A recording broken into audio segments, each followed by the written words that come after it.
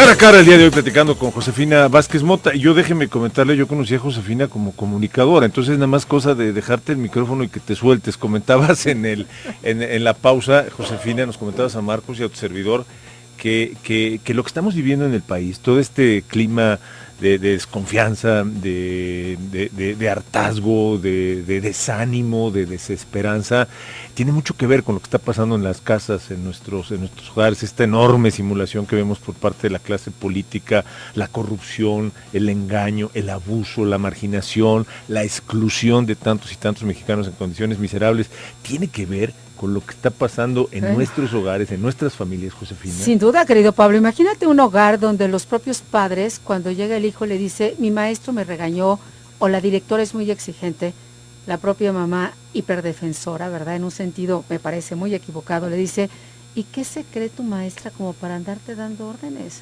¿Y qué se cree el policía como para andarte levantando una infracción? ¿Quién es ese policía? Es decir, si nosotros mismos desautorizamos a la autoridad, si en casa las reglas o no existen, o si existen y no se cumplen, no hay consecuencias, lo que tienes es impunidad, lo que tienes es desorden, lo que tienes es incapacidad de construir un verdadero hogar, es decir, donde me importe el otro, donde me interese lo que pase en mi cuarto de junto.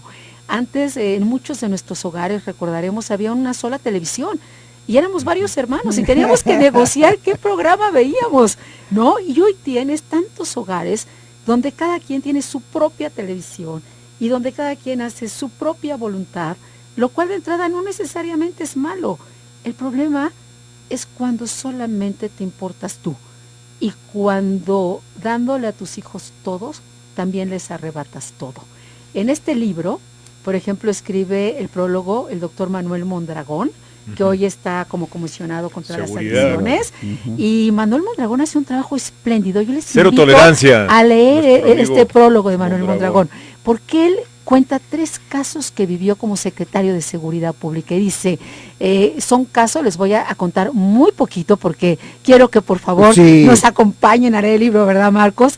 Pero por ejemplo, el doctor Mondragón dice, en estos casos, de pronto niños de 14, 15 años hacían destrozos en una estación del metro, y yo mandaba a llamar a los papás a que vinieran a recoger a los hijos. Yo no los iba a llevar al Ministerio Público, mandaba a traer a los papás. Y la mitad de los papás venían y me decían, no sabemos qué hacer ya con ellos, pero la otra mitad gritaban, escupían a los policías, reclamaban que sacáramos a sus hijos. O sea, el problema no estaba en esos hijos, había un problema anterior a esos hijos que estaba en los papás. Escribe también una doctora maravillosa, que ojalá la puedan también entrevistar aquí, ella viene hoy en la noche, que se llama Julia Borbolla, ha escrito muchísimos libros y ha atendido muchísimos jóvenes y niños que justamente viven esta problemática de hogares donde no hay límites. Y fíjense qué interesante el título de Julia Borbolla en este libro, dice, El vacío de la abundancia.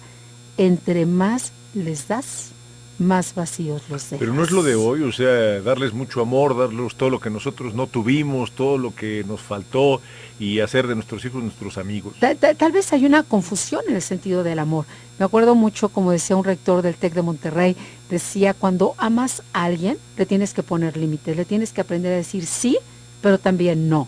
Y cuando amas a alguien, no vas corriendo a dejarle la tarea que se le olvidó, no lo haces un inútil y le llevas el desayuno a la cama cuando tiene 40 años. Hoy hay una nueva expresión que se llaman los veintilargos. Antes, ¿qué es eso, fíjate qué interesante, antes, a los 20 años, a los 22, 23, todo el mundo decía, no, yo ya me voy a casar, o ya me voy de mi casa, ya quiero ser independiente. Y yo, hoy, a los 35, 40, 45 años, hay mamás que me dicen, oye, es que no se quiere ir de la casa. Bueno, ¿cómo se va a querer ir de la casa si le llevan el desayuno a la cama, si tiene todo lo que necesita, si le lavan la ropa, si sale de viaje con su novia? ¿Por qué se va a ir de la casa y asumir una responsabilidad si tienes todo lo demás resuelto? Josefina Vázquez Mota, esta manera de pensar, este concepto que tú tienes de la educación que comienza en el hogar, ¿cómo lo practicaste como secretaria de Educación? Bueno, tuvimos un enorme desafío en la Secretaría de Educación, y creo que mi manera de intentar llevar a la práctica esto fue fortaleciendo mucho, por ejemplo, la evaluación, que los padres de familia conocieran el resultado de los exámenes de sus hijos para que nos involucremos.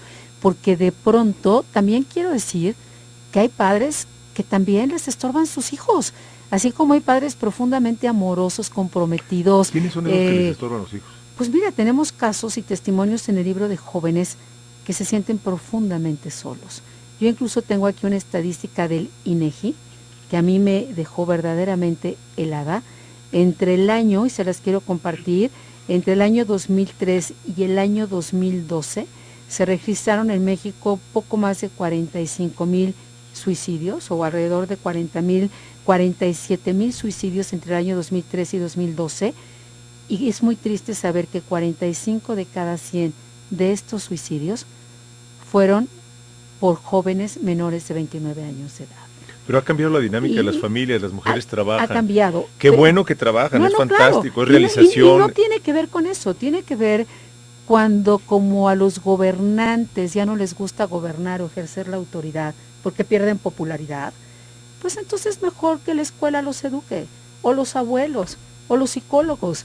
Cuando tú renuncias a esto, lo que vas provocando también es una enorme soledad. Pero ¿cómo traspolas eso a lo que está pasando ahorita en el país, ahora que se ha desplomado la popularidad del presidente Peña Nieto y existe este desánimo y nos sentimos solos? Lo sé, y este libro nace porque me invitan a un grupo de jóvenes, muy jóvenes, todos ellos con hijos muy pequeñitos, tal vez el mayor de 4 o 5 años de edad, y terminando la plática fue muy interesante. Ellos me invitaron a hablar sobre mi campaña, de lo cual no he hablado lo que fue tu campaña nunca públicamente, lo que fue mi campaña. De la República. Pero algún día lo harás aquí, algún ¿no? día lo haré, y lo haremos aquí, por supuesto, minutos, en cara a cara. Sí, y entonces, terminando, querido Marcos, esta plática con los jóvenes, yo empecé a hablar de este tema, porque uno de los papás me dijo: Josefina, ¿qué podemos hacer por México? Y le dije: hagan de sus hijos la mejor generación que jamás haya tenido México. Hagan de sus hijos esa generación de líderes empresariales, de políticos, de líderes sociales, de empresarios que no hemos logrado hacer en el país. Honestos, sensibles, comprometidos, que les importen los otros, que realmente tengan este ejercicio de liderazgo, de dignidad. Hagan esta generación, pero el camino para hacer esta generación solamente es si ustedes no dan demasiado, si ustedes los dejan que vivan sus propias batallas, si ustedes les dan la libertad, no las, como decía un pensador, las raíces y las alas, y que los dejen vivir y sufrir sus propias circunstancias y vivir también sus propios retos. Y resulta que esta plática nos llevó 2 horas, la de la campaña nos había llevado 1, y en esta plática, que era como de despedida, nos detuvimos 2 horas. Y la mayoría de estos papás tan jóvenes nos decían: es que ya a la edad que tienen nuestros hijos, 3 o 4 años, ellos son los que mandan en nuestra casa. Ellos son los que deciden a qué hora nos levantamos de una mesa de un restaurante o a qué hora nos sentamos. Las mamás contamos hasta 3 y claro que es una burla porque podemos seguir contando hasta 300 y nadie nos hace caso, ¿verdad? Josefina, a la luz de esos conceptos, ayúdanos a entender, o cuando menos ayúdame a entender la actitud del nuevo rector del IPN, que al tomar posesión y al ir a dialogar por primera vez con la comunidad, comienza por pedir perdón. Perdónenme porque sea rector, perdónenme porque les doy educación gratis. O sea, ¿por qué pidió perdón? Ayúdame a entender esto. Mira, y lo voy a decir con un gran amor y orgullo politécnico, porque yo soy una egresada del Politécnico. Yo al Politécnico y a la Juan de Dios Batis le debo, entre muchas otras cosas, haber conocido a mi esposo, pero le debo también una educación en físico, matemáticas y un contacto con ese México que de pronto no toda la clase política sabe que existe. Ese México de esfuerzo. Yo tuve muchos compañeros en la vocacional de que el Politécnico ha cobijado a muchísimos jóvenes de escasos recursos que sin eso no hubieran podido salir adelante. Entonces, creo que estamos en un momento de confusión, Marcos, de confusión generalizada. Si una mamá hoy pide perdón por trabajar, si como en el libro hay un capítulo, Pablo y Marcos, que a mí de pronto no solamente me conmovió y me cuestionó, lo quiero poner en esta mesa y le quiero dar visibilidad. Aquí hay un capítulo de Laura Peralta.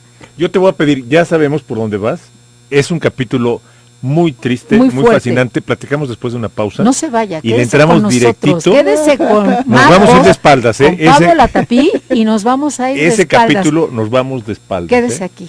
Regresamos, estamos platicando hoy en Cara a Cara con Josefina Vázquez Mota. Regresamos.